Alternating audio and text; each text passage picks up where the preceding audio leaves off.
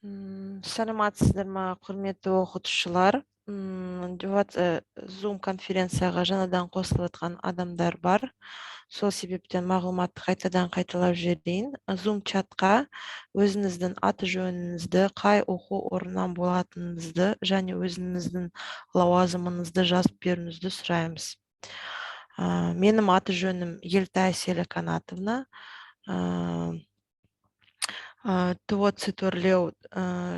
ТО Цитөрлеу компаниясының специалисті болып саналамын. Сіздердің назарларыңызға бүгін білім алу педагог жүйесі ұсынылады. Бүгінгі күнде сізде білім алу педагог жүйесінде біз сіздерге администратордың рөлін және оқытушының рөлін жүйеде қалай жұмыс жасайтынын айтып көрсетіп береміз. Барлықтарыңызға естіліп тұр ғой? Аха, естіліп тұр. Аха, жақсы аға. Ендеше жалғастырайық. Білім алу педагог жүйесі. Білім алу педагог жүйесіндегі әкімшінің жұмыс тәртібі, оның жұмыс тәртібі өте оңай, өте кішігірім болып саналады. Ол үшін әкімші pedagog.bilimал.kz сайтына өтіп авторизация жасайды. Ол өзінің логин мен паролін білім ал электронды колледжға кіріп жүрген парольмен білім ал педагог жүйесіне де кіре алады. Екінші этапы ол жаңағы кадрлер бөлімі модулінде пайдаланушыларға рөлдерді бөліп тарату. Үшінші қадам ол баптау модуліндегі ұйым туралы деректерді толтыру болып саналады. Енді міне біз білім алу педагог жүйесіне өтейін деп жатырмыз. Ол үшін pedagog.bilimал.kz сайтына өтіп, жүйеге өзіміздің логинімізді, паролімізді енгізіп, кіру сілтемесін басып, жүйеге кіреміз. Жүйеге кірген соң біз жаңағы білім алу педагог жүйесінің парақшасына кіреміз. Әкімшіге жүйедегі барлық модульдер қолжетімді болады. Жоғарыда айтылып кеткендей, кадрлер бөліміндегі модуліне кіріп,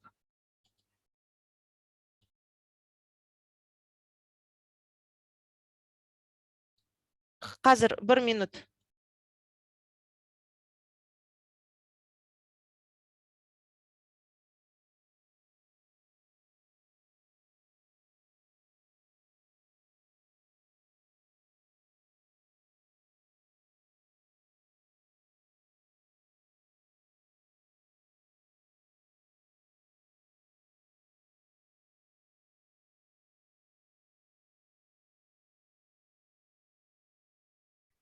Кешіресіздер. Міне біз білім алу педагог жүйесінің негізгі парақшасына кіріп отырмыз. Ол білім алу педагог жүйесіндегі кадрлер, барлықтарыңызға естіліп тұр ғой? Да? Кадрлер бөлімі модуліне кіріп, жаңағы импортталған оқытушыларды көре аламыз. Ол көрген кезде біз оларды колледж деген белгіні байқаймыз, яғни ол колледжден білім алу педагог жүйесіне импортталған деген белгі болып саналады. Сонымен қатар, егер сізде жаңағы сонымен қатар сіздер өзіңіз қызметкерді қосу деген сілтемені басып, жаңағы оқытушыны жүйеге енгізе аласыздар. Сонымен қатар жаңағы әркімнің жоғарыда айтылып кеткендей, әкімші жүйедегі рөлдерді реттей алады. Ол жаңағы реттеген кезде мына жердегі көк қарындаштың сілтемесіне басып, мынада бізде модальды окно пайда болады. Ол модальды терезеде біз мынадай модальді терезе пайда болады. Сол модальді терезеде жаңағы оқытушының аты жөні, e-mail, номер телефоны белгілі болып тұрады. Және де біз оның жүйедегі рөлін реттей аламыз. Оның рөлі жаңағы жүйеде администратор болуы мүмкін, директор болуы мүмкін, оқытушы болуы мүмкін.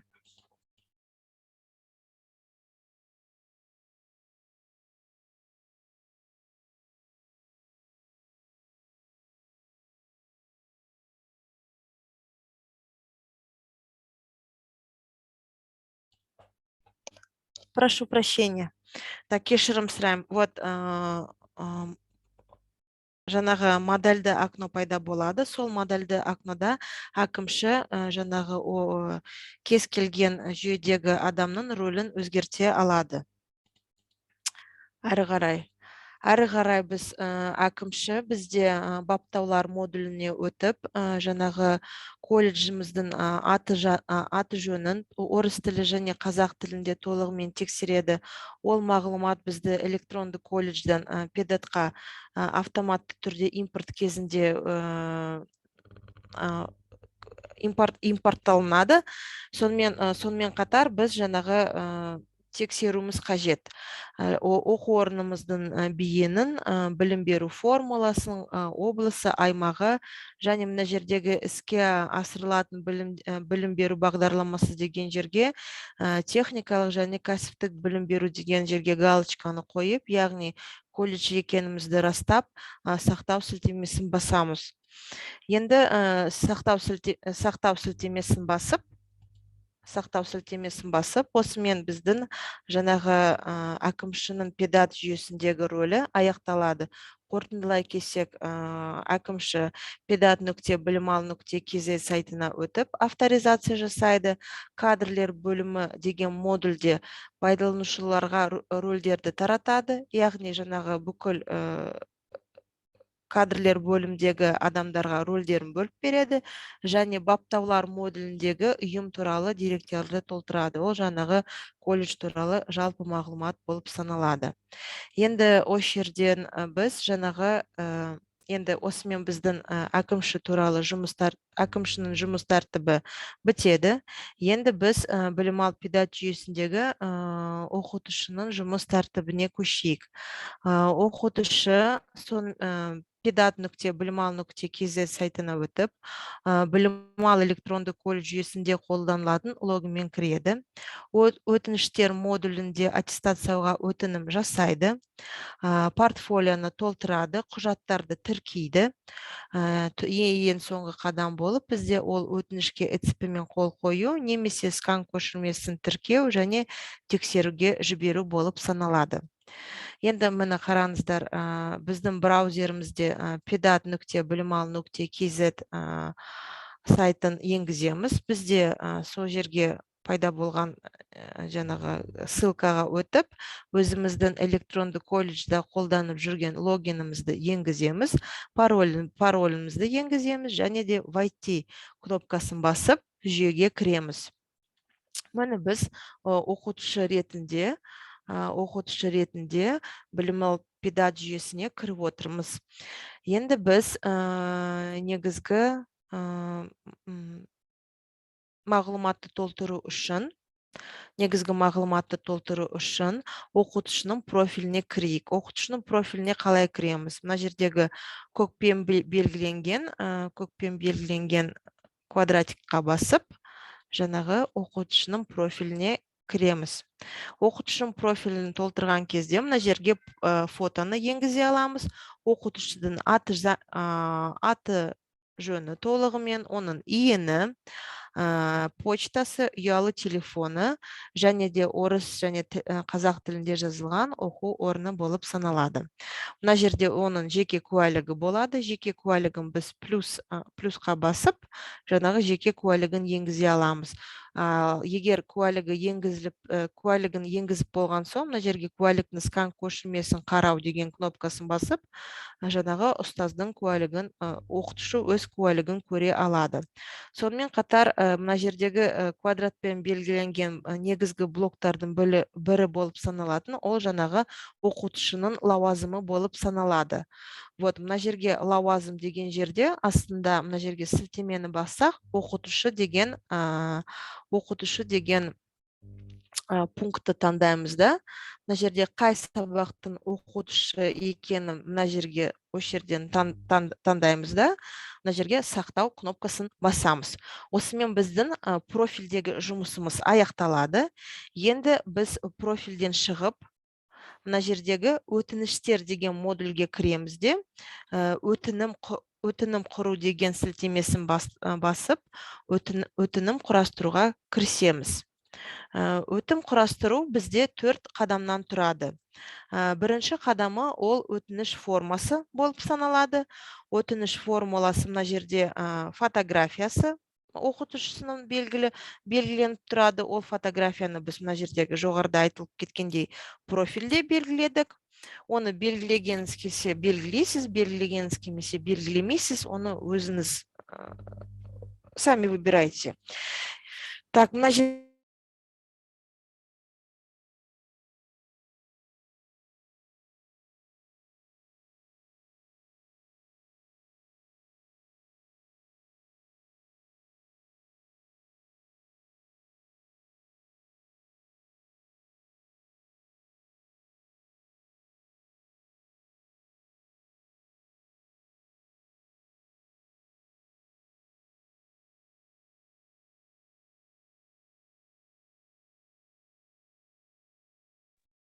Естілмей жатыр.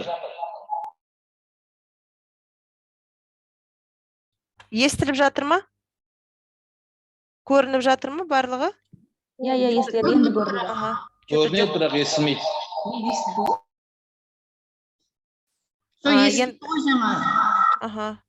Енді біз мына жерде өтініш формасы деген жерге өттік. Мына жерде лауазым түрін таңдаймыз. И жаңағы мына жерде лауазым деген жерде бізде физика пәнінің оқытушы деген мағлұмат бекітіліп тұрады. Оны біз мына жерде жоғарыда профильді толтырған жерде бізде мына жерде лауазым пайда болады.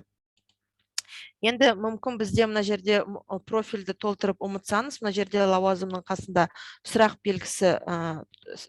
белгісі сілтемесі тұрады. Сол сілтемені басып, мына жерде бізде подсказка шығады. Лауазымды профильді толтырасыз деген мағлұмат. Әрі қарай мына жерде бізді ағымдағы санат, ол санаттың қай уақытқа дейін қолжетімді, мәлімделген санат, жаңағы оқытушының почтасы және ұялы телефон номері. Егер сіз әлеуметтік педагог немесе психолог болсаңыз, мына жерге әлеуметтік педагог немесе психолог деген галочканы басасыз. Көкпен белгіленген ол жаңағы бізді мына жерде педагогтың аттестация өткізу қалдары мен қағидалары мен шарттары деген кнопка тұрады. Сол кнопканы бассаңыздар, сіздерге 561-ші бұйрық шығады. Ол бұйрықты оқып танысып алуларыңызға болады. Бұйрықты танысып оқып болған соң, мына жерге үш жердегі регламенттерге галочкаларды басып, жалғастыру сілтемесін басасыздар. Әрі қарай жалғастырайық. Егер де сіз бірінші қадамдағы кейбір блоктарды ұмытып қалып, аяғына дейін толтырмай қалсаңыз, сіздерді жүйе әрі қарай екінші қадамға жібермейді. Мына жерде сіз регламентті толтырған жоқсыз, және электрондық почтаның атын жазған жоқсыз, және ұялы телефон номерін жазған жоқсыз деп, сізде қызылмен белгіленіп тұрады. Ол біз сіздерге мысал ретінде беріп тұрмыз. Енді біз екінші осы жоғарыда айтылып кеткен қателерімізді тексеріп, регламентке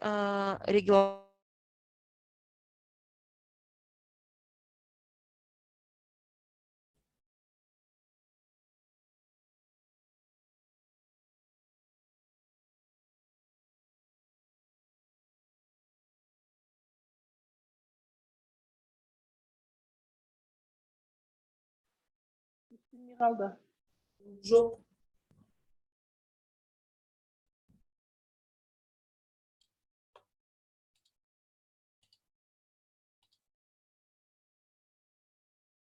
Естіп тұр ма сіздерге? Естілді, енді естілді. Мына жерге біз өтінішімізді толтырудың екінші қадамымызға өттік. Екінші қадам бізде мынадай блоктардан, мынадай тізімдерден тұрады. Оны сіз мына жерде көріп тұрсыздар. Куәліктің көшірмесін куәлікті енгізетін болсақ, мына жердегі плюс кнопочкасына басып, жаңағы куәлігімізді енгіземіз. Сосын куәлікті енгізіп болған соң, куәліктің скан көшірмесін қарайтын болсақ, сол кнопканы басып, көшірменің жаңағы куәлігіміздің скан копиясын қараймыз. Егер де сіз шатасы басқа біреудің куәлігін енгізіп қойсаңыздар, мына жерде крестиктің сілтемесі тұрады, сол крестикті басып, сіздер жаңағы басқа біреудің удостоверениесін алып тастап, өзіңіздің удостоверениеңізді енгізуге болады. Сонымен қатар мына жерде педагогикалық кеңес отырысының хаттамасынан үзіндінің сканерленген көшірімі деген кнопка блок бар. О жерге хаттаманың үзіндісі деген жерге басып, жаңағы педагогикалық кеңестің отырысының хаттамасының көшірмесін енгізесіз. Әрі қарай жалғастырайық. Әрі қарай біз жаңағы оқытушының жаңағы портфолиясын толтыруға кірісейік. Оқытушының портфолиясы келесі блоктардан тұрады. Ол жаңағы тестілеу нәтижелері, эссе, қазіргі санат, білім, жұмыс өтілі, және марапаттар блогы. Мына жерде сізге жалғастыру кнопкасы активті болып тұрған жоқ. Өйткені мына жерде жоғарыда көрсетіп кеткендей блоктар толтырылмаған. Сол себепті мына жерде жалғастыру кнопкасы активті болмай тұр. Енді жаңағы блоктарды толтыруға кірісейік. Тестілеу нәтижелері блогын толтыру үшін мына жердегі көк плюсик кнопкасын басып, жаңағы бізде мынада модальды окно пайда болады. Ол модальды окнода бізде тестін өткізген орны, уақыты және өзінің негізгі сертификатын жүктеуге болады. Барлық бөліктерді толтырып болған соң, сақтау кнопкасын басамыз. Және де мына жерде бізде тестілеу нәтижелері блогы толтырылған деген мағлұмат шығып тұр. О жерде біз мына жерде көк қаламды бассақ, және түзету жұмыстарын жүргізе аламыз.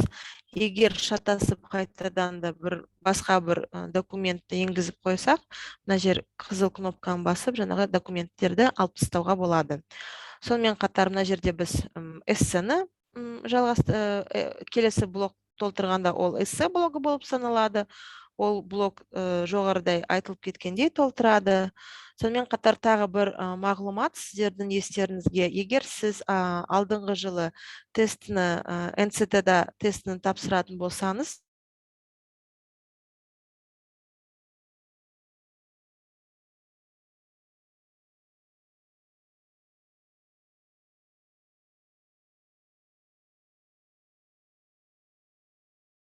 Дауысыңыз өшіп қалды.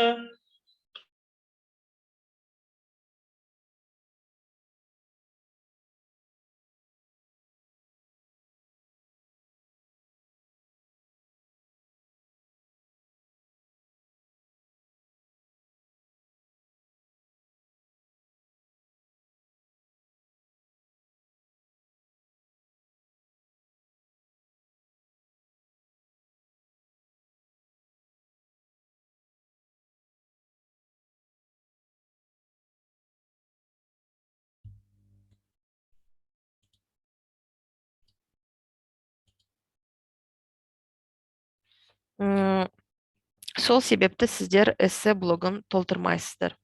Әрі қарай жалғастырайық. Қайттан қайталап жібересіз бе? Кешіріңіз. Қай жері? Эссе туралы бастағаннан бері естілмейді.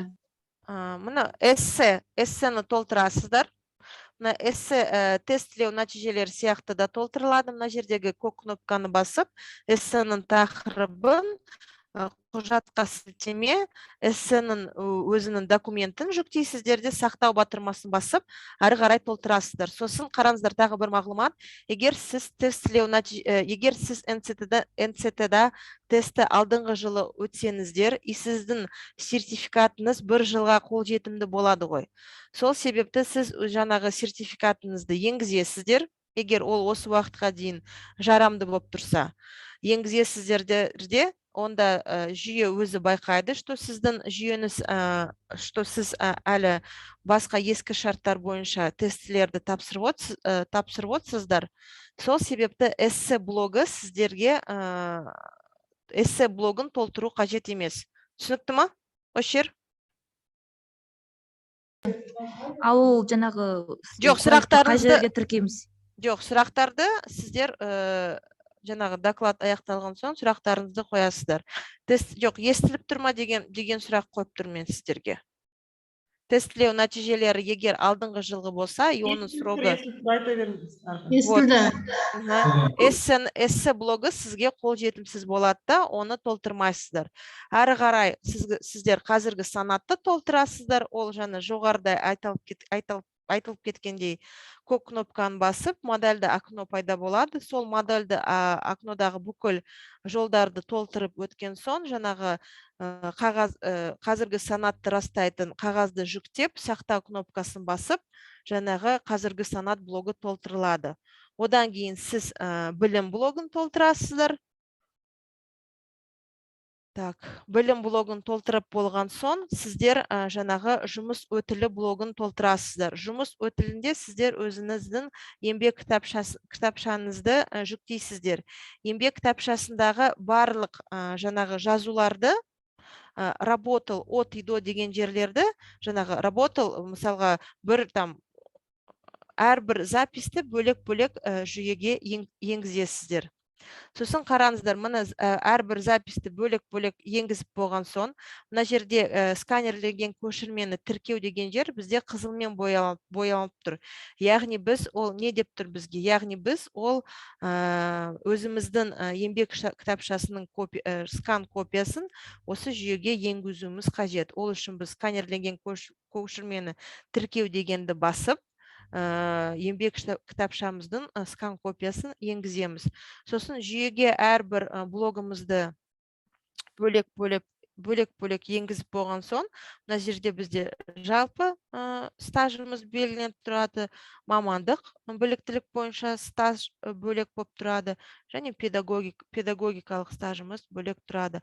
Сосын, мысалға, сіз ең соңғы жұмыс орныңыз, мысалға, 23-ші мектеп болса, сіз о жерде жұмыс әлі жасап жатсаңыз, жаңағы бүкіл жерді толтырып болған соң, дейін деген жерді толтырмай, сақтау сілтемесін басып, әрі қарай блоктарды толтыруларыңызға болады. Сосын марапаттар деген блок, ол міндетті блок болып саналмайды. Сол себепті, егер сіздің марапаттарыңыз бар болса, осы блокты толтырасыздар. Марапаттарыңыз жоқ болса, осы блокты толтырмайсыздар да. Жалғастыру кнопкасын бастап, портфолио өтінішімізді әрі қарай толтыруға кірісеміз. Келесі қадам бізде жаңағы үшінші қадам, ол біздің мына блоктардан тұрады.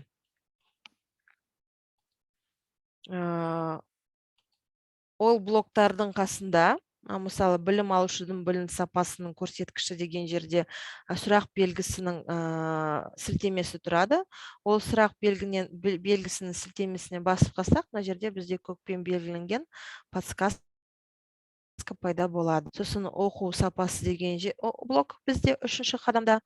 Сонымен қатар біліктілікті арттыру курстарынан өткен туралы құжаттар блогы, оқушылар жетістіктері блогы және педагогтың кәсіби жетістіктері деген блоктары бар болады.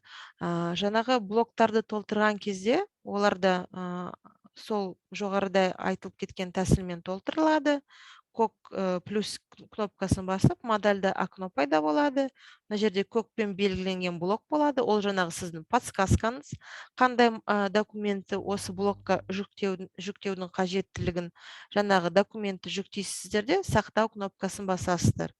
Сол осылай бүкіл жаңағы үшінші қадамдағы блоктарды плюсты басып, модальды окно шығып, сол модальдағы терезедегі бүкіл поляларды толтырып болған соң, қағазымызды жүктейміз, сақтау кнопкасын басамыз да, жаңағы бүкіл документтерімізді енгізіп, жаңағы үшінші блоктың толтырылуы осымен бізде аяқталады.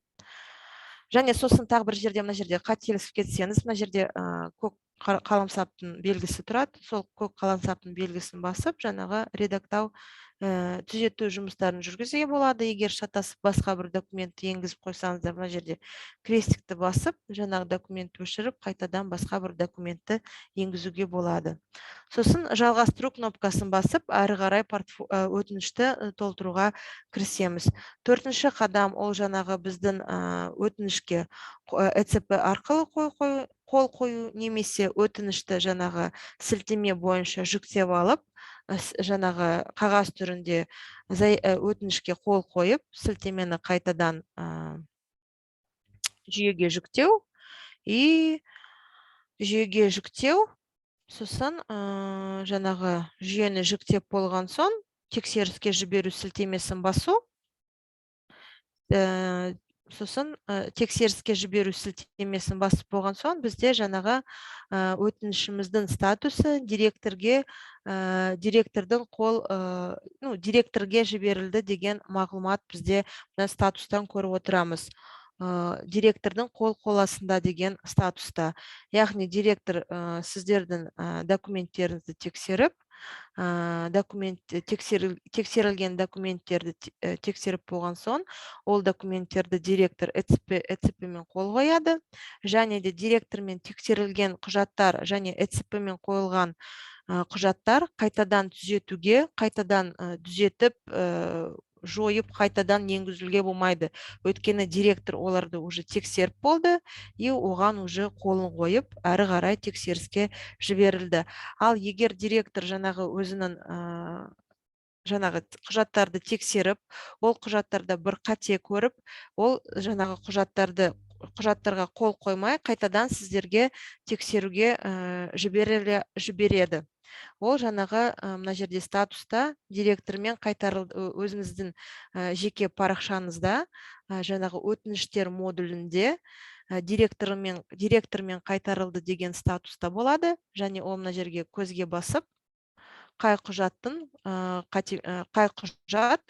қате болып келді екенін қарай аламыз.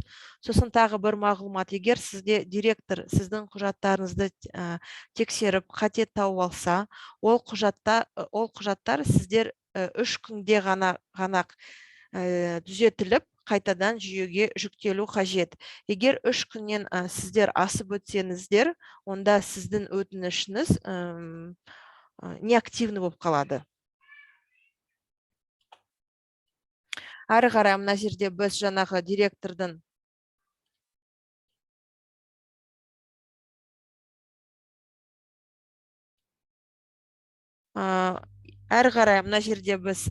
директормен қайтарылды деген жаңағы өзіміздің мына жерде өтінішімізді көрдік, өтінішімізге кірдік, өтінішіміз 3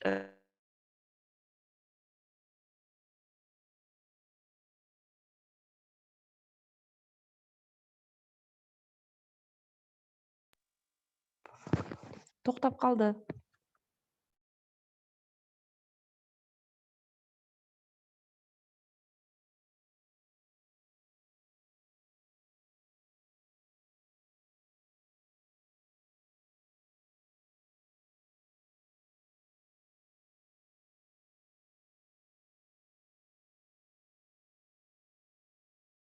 Кешіресіздер, жүйе мені интернет нашар болып тұр ма, немене болып тұрғанын түсінбей қалдым. Естіліп тұр ма барлық сіздерге? Иә, жақсы. Естілді, жаңа естімей қалған.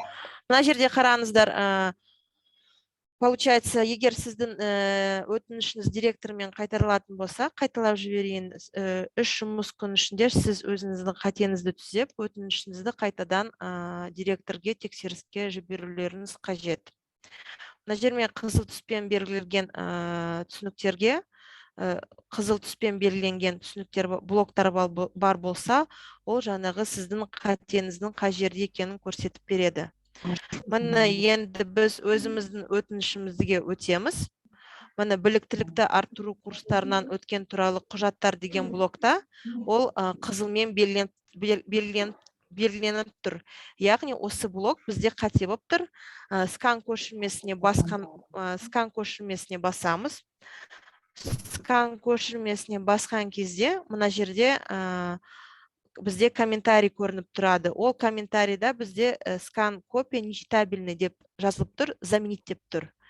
Яғни біз жаңағы скан копияны түзетеміз. Мына жерге көк қаламсапқа басып түзетеміз. Немесе жаңағы скан копиясын өшіріп, қайтадан скан копия жасап, жүйеге тіркейміз.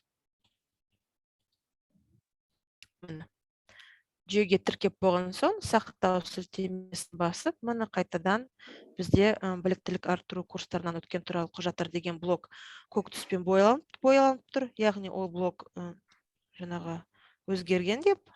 И сосын қайтадан біз оны тексеріске жібереміз. И вот ол жаңағы сіздің өтініш директордың қол қоластында деген статуспен көрініп тұр. Сосын жаңағы директор тексереді, оның статусы тексерісте болып тұрады. Директор тексеріп болған соң, директор әрі қарай секретарға жібереді. Вот секретарға жіберген кезде тексерісте деген статусты болып тұрады. Сосын секретарь, хатшы тексерген кезде кейбір қателерді тауып алса, мына жерде қателердің саны көрініп тұрады. Оны біз мына жердегі жасылмен белгіленген көзге басып, және қателеріңізбен жұмыс жасай аламыз. Мына жерде тағы бізге осындай модальды окно шығып тұрады. 3 күннің ішінде сіз өзіңіздің қателеріңізді түзеп, жаңағы өтінішіңізді қайтадан тексеріске жіберу қажеттілігін. Жаңа қайтадан сіз мына жерде қызыл түспен бөлінген блоктар сізге көрінеді. Ол жаңағы мына жерде бізде жұмыс өтілі деген блогы, яғни мына жерде история деген, тарих деген сілтеме болады. О жерде сіз бүкіл жаңағы блоктармен жүргізілген жұмыстармен таныса аласыздар. Егер жұмысты тексеріп, қайтадан жүктесеңіз, ол мына жерде тарихта барлығы сақталынып тұрады. Сосын қараңыздар, мына жерге егер жұмыс өтілі деген жерде сізде көкпен берілген жаңағы бізге хатшы мына 2 қате кепті, жұмысыңызда 2 қате бар деп бізге жұмысымызды қайтарып берген ғой. Сол себепті мына жерде көк қаламға басамыз и жаңағы өзіміздің жаңағы трудовой книжкамызды көшірмесін қайтадан енгізіп, редактау жұмыстарын жүргіземіз да, и жұмысты қайтадан тексеріске жібереміз. Мына жерде бізде жаңағы специальность указана в дипломе в образовании не соответствует записи.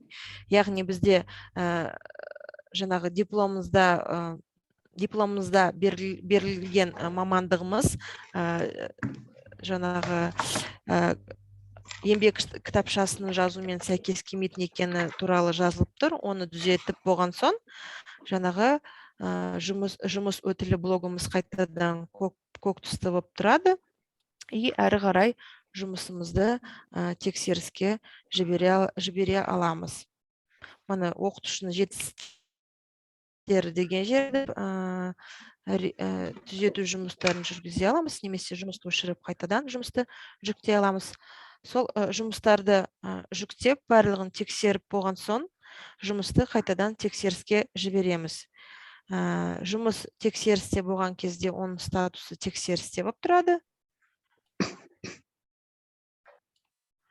Жұмыс тексерісте болады. Сосын жұмыс тексерістен кейін ол мемлекеттік қызмет көрсетуге тексерісіне жіберіледі. Ол статуста мемлекеттік қызмет тексерісінде деген статуспен болады. Ол жаңағы мемлекеттік қызмет қабылдамаса, мына жерде сізде бумаганың значогы белгіленіп тұрады. Сол бумаганың значогын бассаңыз, сіздерде расписка болады. Не себепті сіздің жұмысыңызды қабылдамады деген госуслуга жаңағы сізге қағаз келеді. И мына жерде сізде жаңағы мемлекеттік қызмет қабылдамады, сол мемлекеттік қызмет не себепті қабылдамады түсінігі жазылып тұрады. Так. Мемлекеттік жаңағы мына жерде жаңағы мемлекеттік қызметте мына жерге мысал ретінде біз өтініштің күні дұрыс толтырылмаған деп қойдық.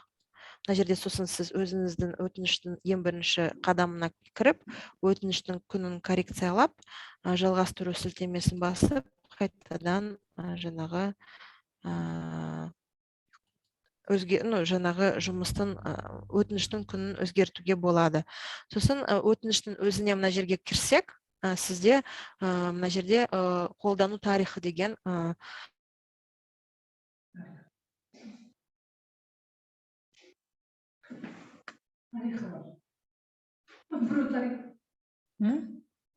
не естіп отырсыз сіздің? Жоқ, сіз көшіп тұр.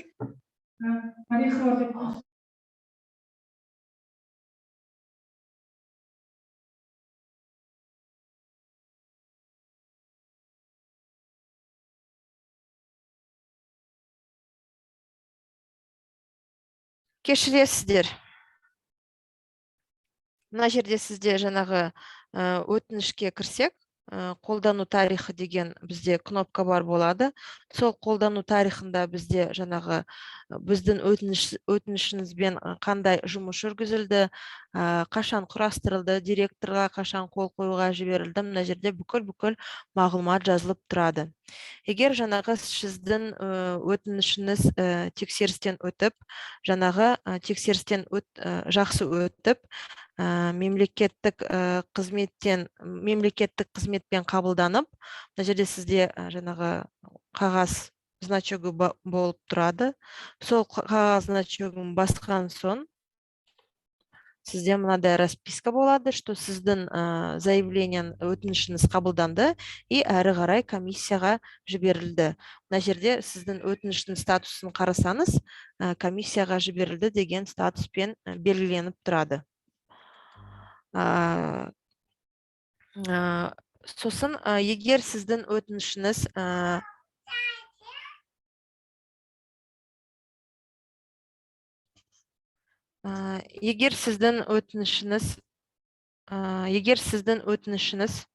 жаңағы бүкіл комиссиядан өтіп бәрі жақсы болса, мына жерде сізге сіздің статусыңызда сәйкес келеді деген статус келеді.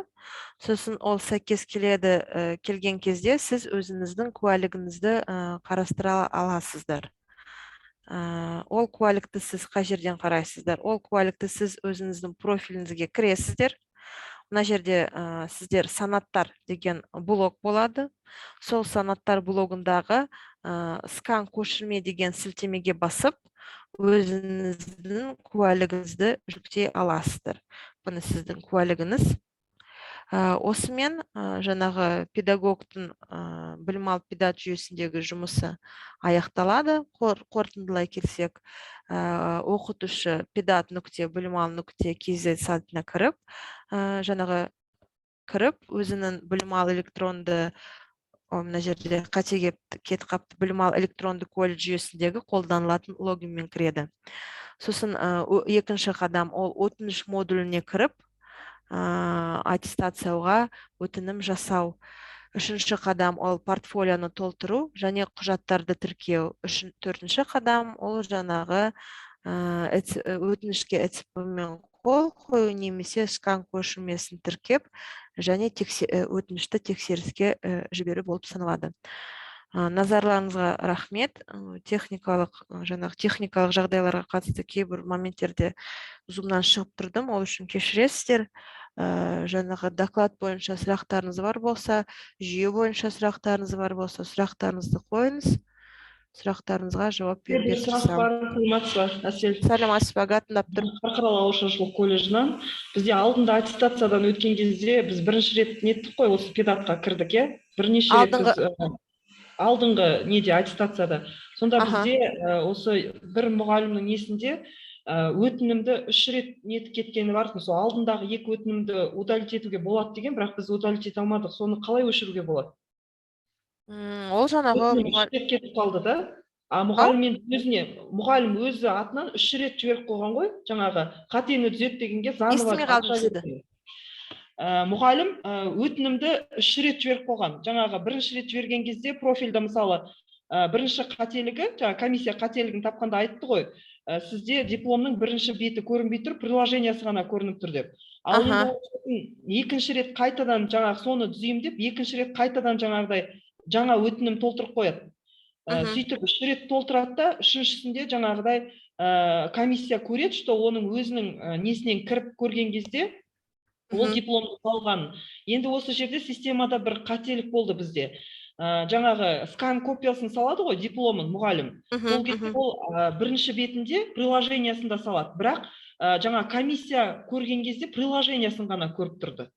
Сондай бір несі болды да, осы ақаулық болды. Сол жағын қарастырса, сосын жаңағы 2 алдындағы өтінімді қалай удалить етуге болады? Оны удалить еткенде жаңағы оқытушы өзінің жаңағы білім алу педагог жүйесіне кіреді, өзінің логинмен, парольмен, өзінің парақшасына, и өтініштер деген модульге өтіп, жаңағы алдындағы құрастырған 2 өтінішін өшіре алады ол кісі.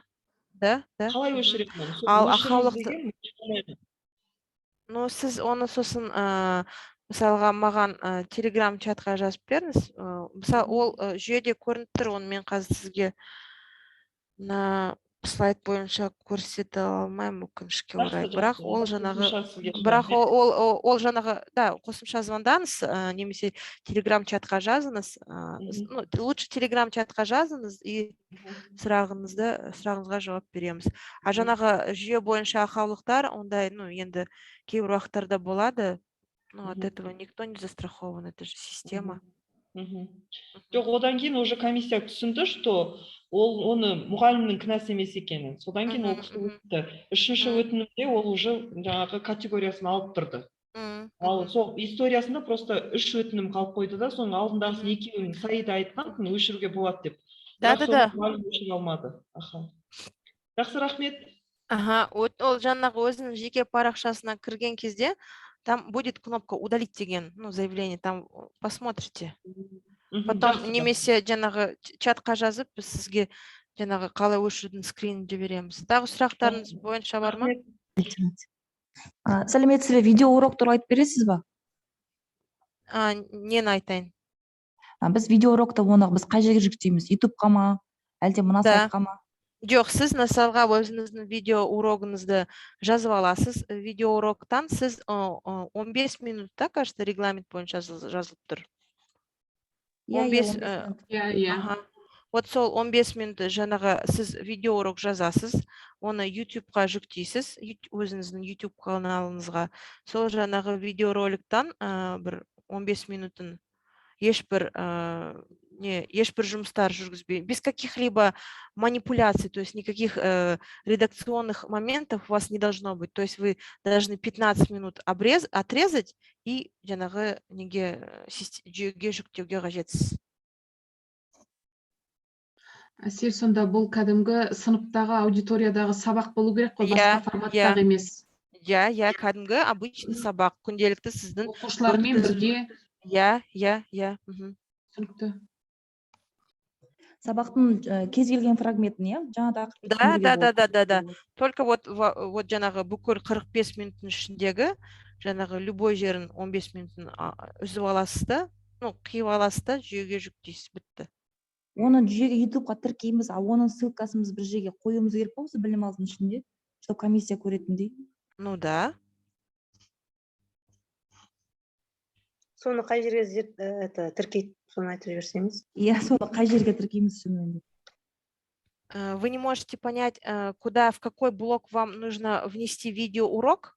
Вот это вы спрашиваете? Да, понятно, да, что мы YouTube закидываем, это видеоролик, А дальше Ага. этот ссылкасын, как они находят? В Ютубе сами, как фамилию Но вы же ссылку же прикрепляете, получается, когда вы Вот блог ссылку куда заполняете. прикрепляем? Они нажимают на эту ссылку и проходят по этой ссылке, и все. Где написано? Немного Аселя, не понимаю ваш еще раз вопрос. слайд покажи, там, где у тебя вот этот блок с видео, с ссылкой вставлять, поле. Видимо, Я проглядели. сол сұрақ. Немного не понимаю ваш вопрос. Как они находят ваш видеоролик? Нет, Аселя, вопрос, вы покажите, Аселя, пожалуйста. вопрос в том, что не могут понять, куда вставить эту ссылку.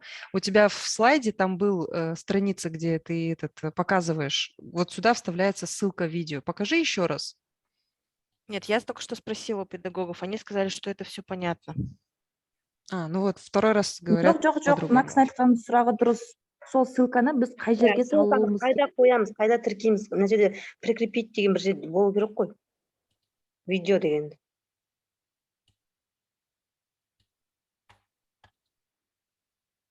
Қазір.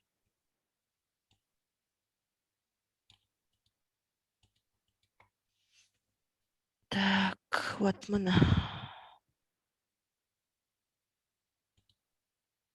Мына жерге ол біздің өтінішімізді толтырған кездегі 3-ші қадам болып саналады. Мына жерде білім алушылардың білім сапасының көрсеткіштері. Мына жерге білім сапасының өсу динамикасын тіркейсіздер. И келесі блок оқу сапасы. Мына жерге егер сізде блоктарды толтырған кезде сұрақтарыңыз бар болса, әр блоктың қасында сұрақ белгісінің сілтемесі болып тұрады. Сол сілтемені басқан кезде сіздерге жауап береді. Міне оқу сапасы деген жерге сізде жаңағы вот мына жерге сұрақ белгісі пайда болады. Қазір.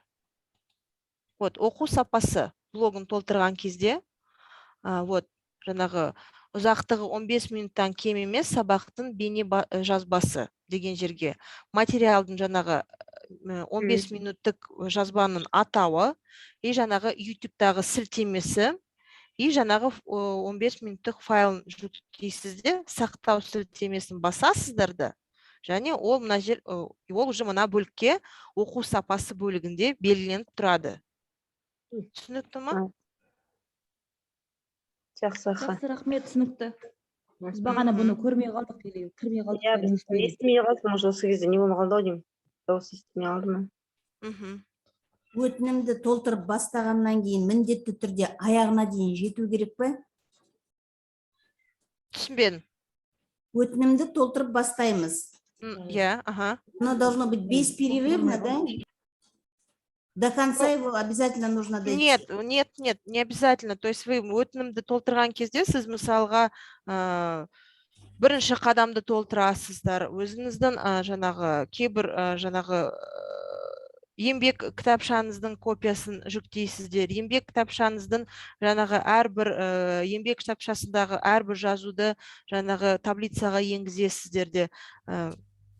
Не обязательно. Вы имеете в виду вопрос в том, что нужно ли прям вот начали и до конца довести? Да, я это имею в виду. Сол күні, например, бүгін мысалы өтініш толтырып қойсақ, кешке қарай жаңағы нені салсақ, или сразу кету керек па деп жатырмыз ғой подряд, сол моментте. Мен түсінгенімше солай.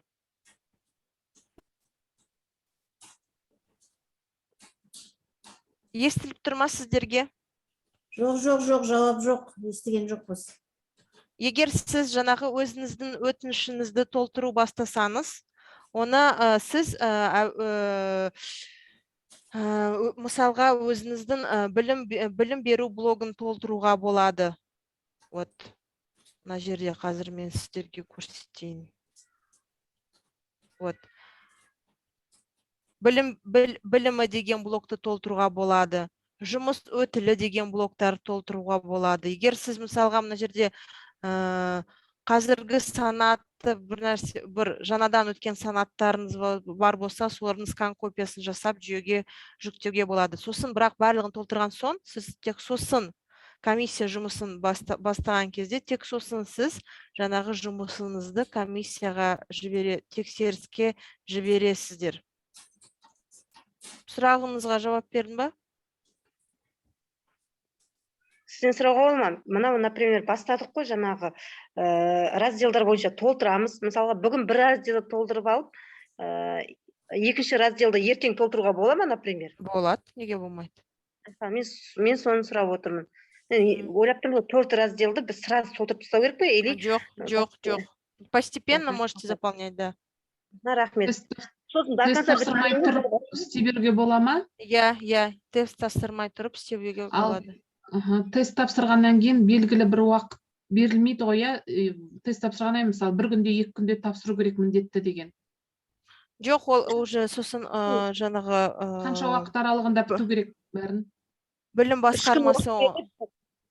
Жоқ, Смотрите, 3 здесь күн. білім басқармасы сізге уже нақты уақыт айту керек. Осы күннен бастап, осы күнге дейін заявкаларды принимаем деп.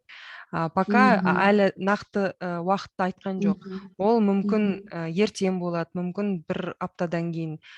Осы сәуірдің біткеніне дейін, немесе, может быть, мамыр болады, ол әлі белгісіз.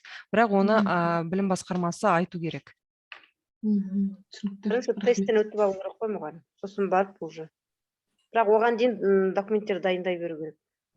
Да, документтердің бәрін дайындай беріңіздер. Өйткені сосын кейін уже уақыт аз болып қалса, чтобы у вас не было беготни. Сіздерден сұрауға бола ма, кешіріңіздер тағы да? Мысалға, былтыр тест тапсырды, тесттен өтті, портфолиодан өтпей қалды. Енді ол портфолияны осы оқу жылының аяғына дейін қайтадан толықтырып жіберген кезде эссе жазу керек пе, жазбау керек пе? Жоқ. Оны мен жоғарыда айтып кеттім ғой. Егер сіздің тестілеу нәтижелері әлі сізге жарамды болып тұрса, онда эссе блогын сізге толтыру қажет емес. Өйткені ол былтырғы Өйткені ол кісі бұрынғы шарттармен, алдыңғы жылғы шарттармен тапсырып отыр. Жақсы, рахмет. Тағы сұрақтарыңыз бар ма? Осы слайдты жібересіздер ма? Иә, әрине жібереміз, чатқа жібереміз. Жақсы, рахмет. Тағы сұрақтарыңыз бар ма? Саламатсыз ба, бір сұрақ бар еді? Тыңдап тұр. Модераторды мысалы колледжшілік өткізе береміз ғой, иә? Жоқ, қазір жаңа приказ шықты ғой, 561 приказ, 561 приказ ноябрь айының 21 жылдың. О жерде модераторларды уже білім басқармасы қарайды. Сіз уже колледжда ешбір мұғалімді қарастырмайсыздар. Тек сіз колледжда қазір жаңағы оқытушыларыңыз өзінің өтінішін құрастырады, және директор жаңағы өтінішті тексереді, секретарь тексереді и әрі қарай комиссияға жібереді. Колледжда қазір ешбір комиссия құрастырылмайды. Жақсы, рахмет. Сәлеметсіздер ма? Да, тыңдап тұрмыз. Эссені бағалау критерийі бар ма, әлі қалай сол жағын сұрақ? Жоқ, сіздер жаңағы эссенің бағалау критериялары туралы, оны лучше сіз білім басқармасынан сұрасаңыз жақсы болар еді. Оны ол сұраққа біз сіздерге жауап бере алмаймыз, өйткені критерияларын біле алмаймыз. Біз тек қана жүйе бойынша сұрақтарға жауап бере аламыз. Енді неге тағы да сұрақ, кешіріңіз, неге тіркелу жаңағы басталды ма өзі, или осы біз өтіп оқып болғаннан кейін барып бастала ма? Қайда тіркелу? Жаңа тест тапсыруға, өтініш беру. НЦТ-ға? Иә. Жоқ, НЦТ-да болғатқан жағдайды біз білмейміз. Басталды. Оны сіз НЦТ-дан біле аласыз. Бұл апрель айына басталды, иә, уже. Рахмет. Колледждар жоқ қой, ол жерде колледждар болмай тұр ғой. Колледж жоқ, общеобразовательный школдар ғана бар. Колледждар әлі басталған жоқ. Біздікі әлі басталмай. Құрметті оқытушылар, жүйе бойынша тағы сұрақтарыңыз бар ма?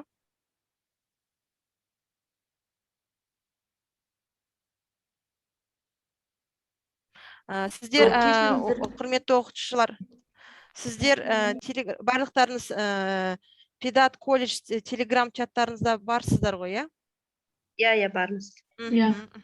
Сол егер сұрақтарыңыз бар болса, жаңағы өтінішті толтырған кезде бір сұрақтар болуы мүмкін. Сол сұрақтарыңызды Telegram чатқа жазыңыздар. Сұрақтарға біз міндетті түрде жауап береміз. Так, сосын тағы қандай не айтатын? Сұрақтарға жауап береміз міндетті түрде. И сұрақтарыңызды бірнеше рет жаза бермеңіз, өтініш. Сұрақтың очереди келген кезде сұраққа сразу жауап береміз. Тағы сұрақтарыңыз бар ма? Мен бір соңғы сұрақ қойып жіберейінші, кешіріңіздер. Аға, тыңдап тұрмын. Былтырғы жылы тесттен өттім. Осы жолы тестті портфолионы тіркеуім керек.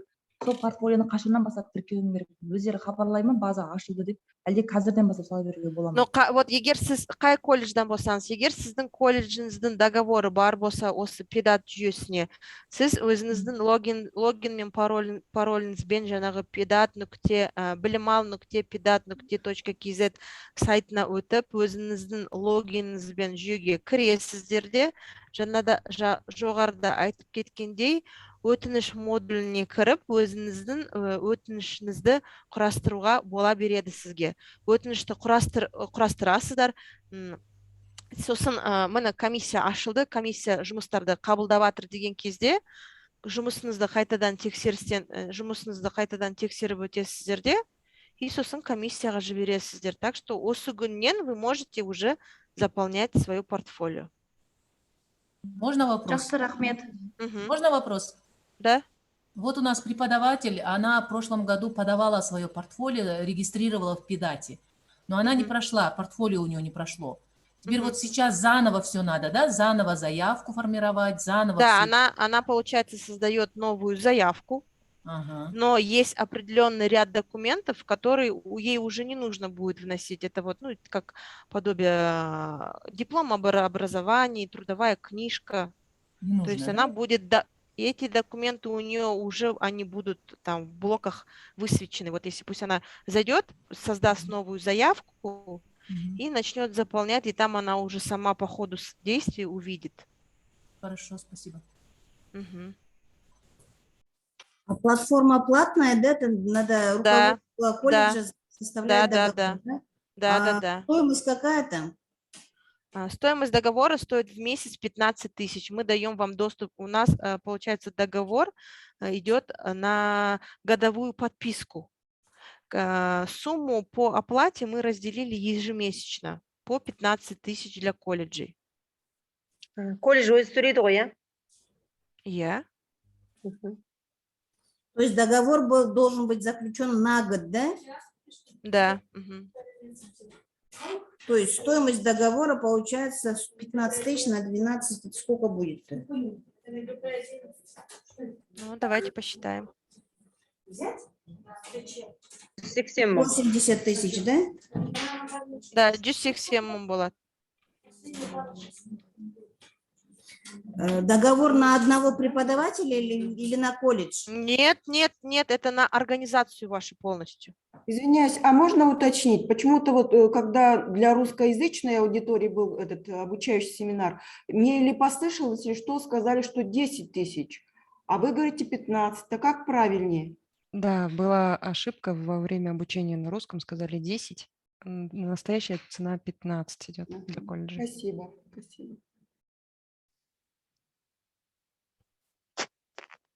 Тағы сұрақтарыңыз бар ма?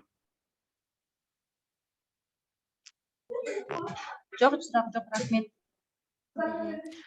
Сұрақтарыңыз жоқ болса, Zoom конференцияны аяқтауға рұқсат бересіздер.